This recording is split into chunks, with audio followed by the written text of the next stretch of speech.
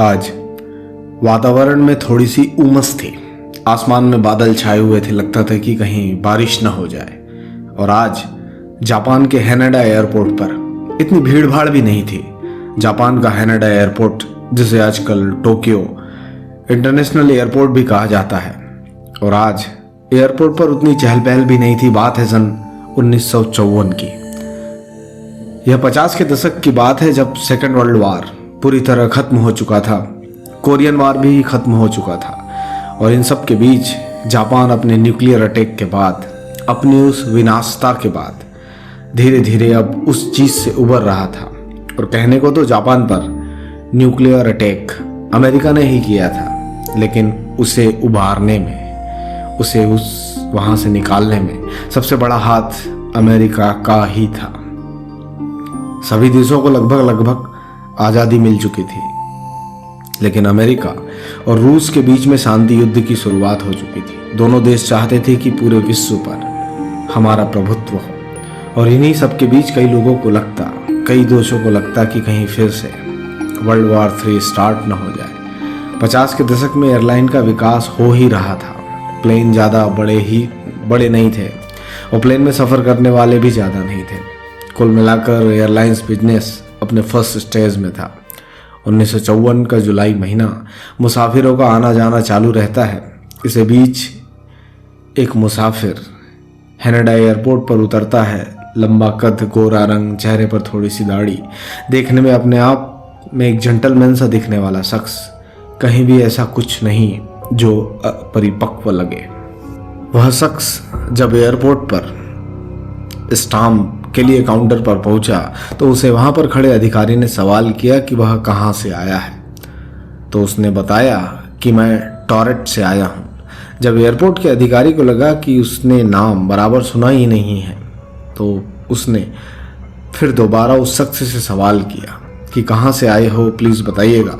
Gentleman से दिखने वाले उस शख्स ने अपनी बात को फिर से रिपीट किया और कहा, मैं टॉरेट से आया हूं। जब एयरपोर्ट के उस अधिकारी को शंका हुई, तो उसने उस शख्स का पासपोर्ट अच्छी तरह से चेक किया और वापस उस शख्स से सवाल किया, यह टॉरेट देश कहाँ पर आता है। उस लंबे चौड़े शख्स ने कहा कि यह देश यूरोप में आता है। तो एयरपोर्ट के अधिकारी ने उस शख्स से कहा कि तुमने हमको क्या पागल समझ के रखा है, इस नाम का तो कहीं भी कोई देश नहीं है। लेकिन उस शख्स ने शांति से अपनी बात रखी और कहा, जी नहीं, शायद आपको कोई गलतफहमी हुई है, मैं टॉरेट देश से ही आया हूँ। इस पर उस अधिकारी ने कहा कि क्या आप उस देश की लोकेशन को मैप में बता सकते हैं। उस शख्स ने बताया कि मैं टोक्यो शहर में अपनी बिजनेस मीटिंग के चलते आया हूं, और यहाँ पर होटल में मेरी बुकिंग भी है, आप चाहे तो कंफर्म कर सकते हैं। अधिकारी ने जब होटल का नाम चेक किया, तो उसने उसे बिल्कुल सही पाया। इसके बाद अधिकारी को लगा कि यह शख्स हम लोगों के दिमाग से खेल रहा है। तो उस अधिकारी ने दूसरे अधिकारियों से मिलकर इंटरोगेशन पूछताछ जारी रखी, और उसके सामने वर्ल्ड मैप रखा गया, और वर्ल्ड मैप में पूछा गया कि तुम अपने देश की लोकेशन को बताओ। तो उस शख्स ने मैप में जो लोकेशन को मार्क किया, वहाँ पर फ्रांस और स्पेन के बीच एक छोटा सा देश है, और उस देश का नाम है एंडोरा। और यह सभी लोग जानते हैं कि एंडोरा देश अस्तित्व में है। फिर यह लंबा चौड़ा दिखने वाला शख्स क्यों बता रहा था कि वह टॉरेट देश से आया है, और उसने बताया, आप माने या न माने, मैं टॉरेट देश से ही आया हूँ। उसके बाद उस शख्स को होटल में नज़रबंद करके रखा गया।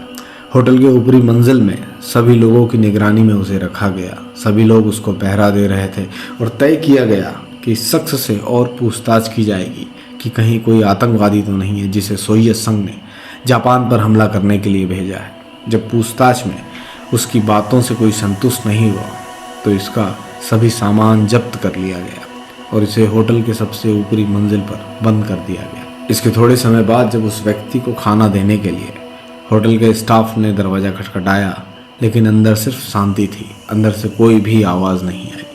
उसके बाद फिर जोर से दरवाज़ा खटखटाया गया, लेकिन इस बार भी कोई रिप्लाई नहीं। होटल वालों को लगा कि कहीं कोई अनहोनी ना हो जाए, क्योंकि अभी भी दरवाज़ा नहीं खुला था।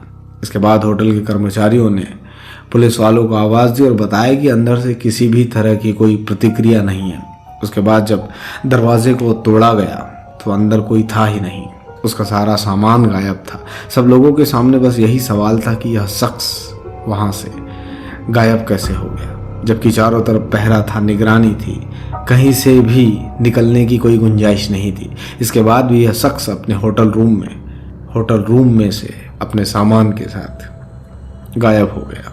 उसके बाद जब अधिकारियों ने उसके जो डॉक्यूमेंट जब्त किए थे, जो पासपोर्ट सीज किया था, उसकी जांच करने के लिए जब उस लॉकर को खोला गया तो वह सारे डॉक्यूमेंट्स, वहाँ की सभी चीज़ें गायब हो चुकी थी और इस तरह गायब हुई थी कि लगा वह पहले कभी थी ही नहीं। वह शख्स कहाँ से आया था और कहाँ चला गया, किसी को भी कुछ मालूम नहीं। वह जिस रहस्य के साथ आया था, इस रहस्य के साथ वापस गायब हो गया। और ये दुनिया का आज तक का सबसे रहस्यमयी केस है कि वह शख्स कौन था और कहाँ से आया था और कहाँ चला गया। इसके बाद कई कमेटी बनाई गई, काफ़ी जांच की गई, लेकिन उस शख्स का कहीं कुछ पता नहीं चला।